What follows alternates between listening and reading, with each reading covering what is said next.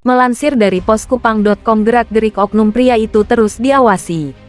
Langkah kakinya, gerak tubuhnya seakan tak lepas sedikit pun dari bidikan sang penembak jitu kebanggaan TNI Polri. Amatan itu dilakukan karena terbersit kabar bahwa pria itu bersama 3 orang lainnya akan membakar fasilitas pendidikan yang telah dibangun di wilayah Papua Pegunungan. Kabar itu semakin benar ketika seorang dari antara ketiga oknum tersebut terlihat menenteng sebuah jerigen kecil yang diduga berisi bahan bakar minyak. Apalagi cara jalan pria itu, celingak-celingkuk tiada henti sambil menoleh ke kiri dan kanan. Sesekali ia melangkah dengan cepat, sementara di waktu lain, ia coba mengintip sebelum akhirnya melangkah maju dengan barang yang ditentengnya. Ketika hendak memasuki area pemukiman, mereka tetap seiring selangkah. Hanya saja, pria yang berada paling belakang terlihat membawa senjata api laras pendek. Sementara pria yang berada di depannya membawa senjata api laras panjang lengkap dengan tas ransel di punggung. Begitu juga dengan pria yang satunya lagi. Dari tangkapan kamera, gelagat mereka sepertinya telah merencanakan matang-matang tentang aksi pembakaran fasilitas pendidikan yang akan dilakukannya. Makanya, setelah tiba di tempat yang dituju, mereka pun langsung beraksi. Menyirami bangunan itu dengan BBM yang dibawa, dan sesaat kemudian hendak beraksi membakar sekolah tersebut. Namun ibarat untung tak dapat diraih, malang tak dapat ditolak.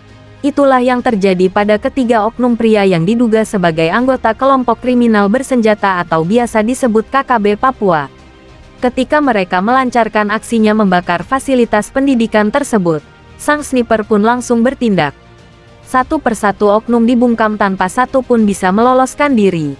Pemandangan itu sungguh tak elok, karena sang sniper tak terlihat batang hidungnya. Tetapi satu persatu anggota KKB malah jatuh ke pangkuan bumi pertiwi. Meski jarak antara penembak jitu dengan anggota KKB Papua demikian jauh, namun bidikannya tak pernah meleset sesenti pun. Makanya, ketiga oknum pria itu demikian mudah dihabisi tanpa satu pun yang berkutik. Bahwa peristiwa ini sempat viral di jagat maya dan itu menjadi buah bibir publik tanah air. Namun menilik kasus pembakaran gedung sekolah yang dilakukan KKB Papua, sejatinya hal itu patut disesalkan. Karena tanpa ada rasa bersalah, tanpa ada rasa memiliki, oknum anggota KKB Papua itu bertindak seenaknya dengan membumi hanguskan fasilitas umum yang sudah dibangun pemerintah. Gedung sekolah itu dibangun agar menjadi tempat belajar anak-anak Papua untuk menatap masa depan. Gedung sekolah itu dibangun untuk mencerdaskan anak-anak setempat dalam menyambut hari esok. Akan tetapi dari aksi KKB Papua itu terlihat jelas betapa mereka tak ingin Papua maju seperti daerah lainnya di Indonesia. Mereka tak ingin masyarakat hidup menjadi lebih sejahtera dari kehidupan yang dialami selama ini. Oleh karena itu, adalah baik bila publik mendukung prajurit TNI Polri agar selalu bersama warga sipil di daerah konflik tersebut. Kebersamaan itu menjadi modal utama bagi masyarakat untuk beroleh hidup aman dan nyaman.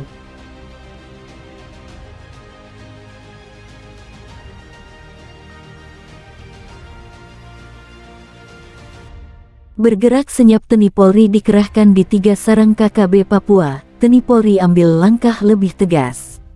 Melansir dari TRI-BUNPALU.com, 3 daerah merah rawan KKB Papua bakal mendapat penanganan lebih tegas dari TNI Polri. Pasalnya, 3 daerah itu telah menjadi sarang KKB Papua.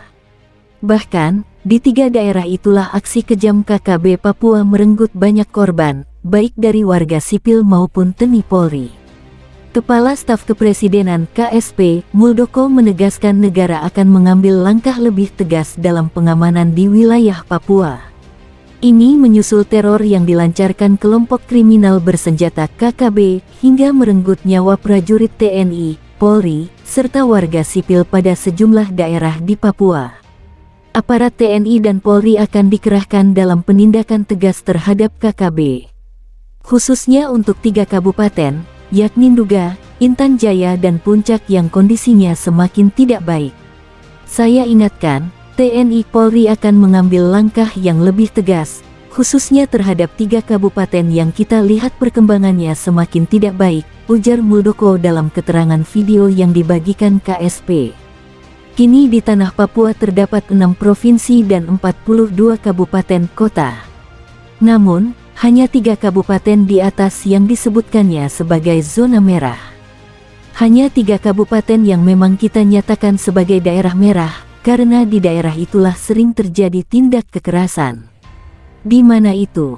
Pada Kabupaten Duga, yang kedua Intan Jaya dan Kabupaten Puncak, lanjut Muldoko.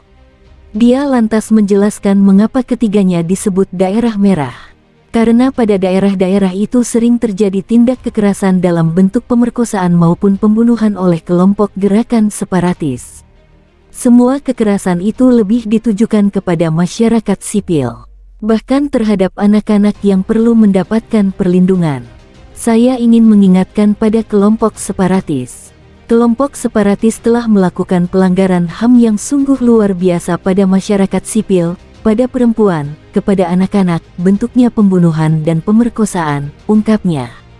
Untuk itu saya mengingatkan TNI Polri akan mengambil langkah-langkah yang lebih tegas demi melindungi masyarakat, demi melindungi bangsa dan negara, tambah Muldoko.